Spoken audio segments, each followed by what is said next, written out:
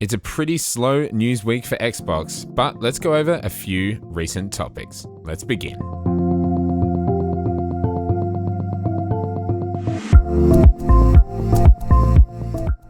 Alright, so I'm going to start this video by just saying a huge thank you to everybody who has subscribed to this channel. We've just hit our first pretty amazing milestone of 1,000 subscribers. So I cannot thank you all enough. This is absolutely incredible. So many of you have just joined the channel recently and I'm just absolutely blown away. It's been really great. There's been some fantastic conversations in the comments and it feels really good. So thank you to every single one of you guys. I don't plan on slowing down anytime soon. There's going to be more exciting videos coming out super soon, especially with the console launches literally right around the corner. I've got a video planned to go over, some really exciting stuff for the future of Xbox.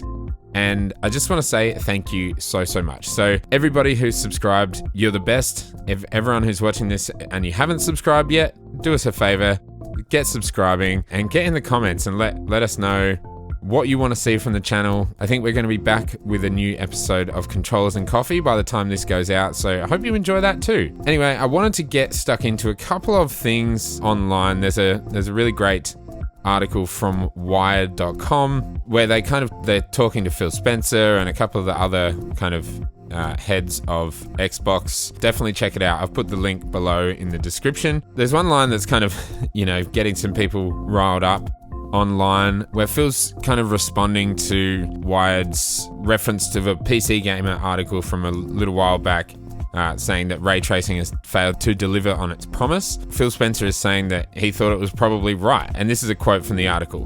"When I think about games where ray tracing has had a dramatic impact on my experience as a player, it's kind of spotty. And while both the Xbox Series X and PlayStation 5 both technically support 8K resolution, don't expect that to mean much in practice." Phil continues saying, "I think 8K is an aspirational technology. The display capabilities of devices are not really there yet. I think we're years away from 8K being, if it ever is, standard in video games." Then goes on to say, "There's a little bit of buzzword bingo that starts happening."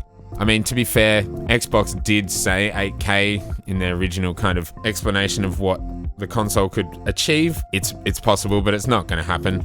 But I think the ray tracing thing is interesting because, as gamers, I think we're excited to see where this technology goes. There are instances where ray tracing is really great. Look at Control, Metro Exodus, and even RTX Minecraft or ray tracing on Minecraft that Xbox have shown off themselves.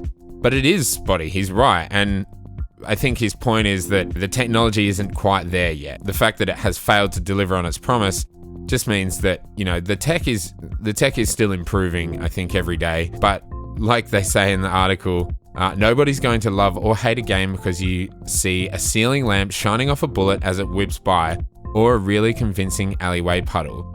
And it's true, it's not going to change your experience. The games we're seeing now, even in this current generation, are still absolutely gorgeous. It's just an interesting little quote. I think people are taking it out of context, saying, that Xbox aren't going to be able to do ray tracing, blah, blah, blah. So, it's typical fanboyism, I think, and that's not what we want to do here on the channel. I think that the main thing is, as gamers and as console gamers in particular, right now, it is such an exciting time, and having a positive mindset and a positive outlook on these incredible systems that are about to come out is a much better way to go. Why not enjoy things and just, get hyped if you want to get hyped, but don't bring other people down for what they choose to like, or what games they want to play, or what system or ecosystem they want to play in. Speaking of console launches and build up to the console releases, the PlayStation 5 Teardown has just come out, and I'm not even going to get into the details because it's way over my head. There's probably some great videos out there already kind of going into the information about it. It's really interesting to see the difference between how Xbox has engineered their next gen console with its kind of really compact and stacked hardware inside the device with the one fan on the top, and they've got a kind of a different cooling system, whereas PlayStation have obviously gone with a little bit of a different design. Well, gone with quite a significantly different design. Console is quite large. and there's a lot of cooling system within that machine. The heatsink itself is absolutely massive. So I'm not going to go into details, but check out some other people's channels. I'm sure Digital Foundry will have something out soon going into all their thoughts. So it's really, really interesting to see this kind of lead up to next gen, and how the companies are tackling pre-release information, and that's pretty much my basic thoughts on that.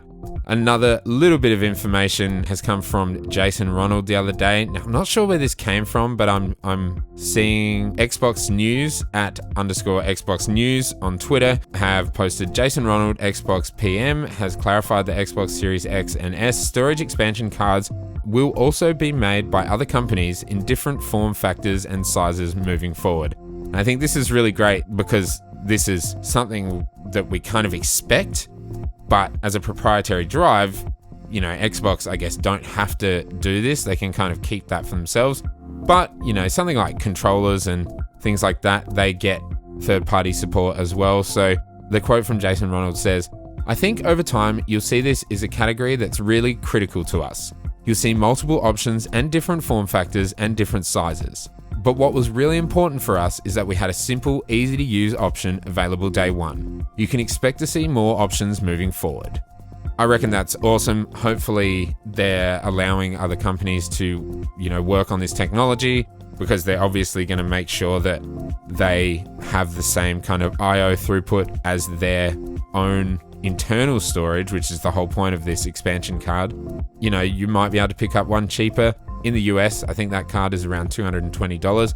In Australia, you're looking at like $360, which, yeah, that's expensive for a 1 terabyte SSD, but it's also a custom proprietary piece of hardware. And really, it's not that much more expensive than an M.2 SSD. So that'll be cool to see over time how this gets rolled out. If you can buy 500 gig ones that are a bit cheaper, maybe not quite to the quality, but the same I/O as the Seagate one for a little bit less, and you can hot swap them out. I think that's really cool.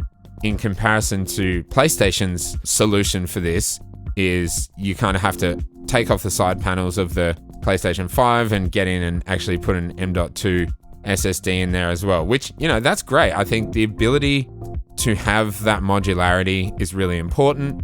And I'm going to reiterate, I focus a lot on Xbox here because I'm really passionate about the brand and the consoles and the studios they have, but I'm not going to fanboy and hate on the other side because I play on PlayStation as well. So I think it's cool to see companies tackling it in a different way. We're yet to see Sony approved M.2 drives that will be able to be used in the next PlayStation that are going to match the I/O of the internal storage. So that'll be interesting as well to see kind of those costs and stuff as well. One last thing I wanted to mention was kind of my thoughts after, it's been a couple of weeks since the Bethesda announcement, and there's been a lot of talk online about, exclusivity and all that kind of stuff. And my kind of takeaways from what, Todd Howard, Phil Spencer, Pete Hines have all said regarding this acquisition, I think the most important thing is the wording they're using seems to be they're part of the Xbox family. And even, I think it was Phil Spencer in his Xbox Wire article that said that Bethesda will continue to publish their games under ZeniMax or under Bethesda Softworks. Now, yeah, they're still technically Xbox's first-party creative studios, and they can choose what games become exclusive. And I think that's really cool that they can do that.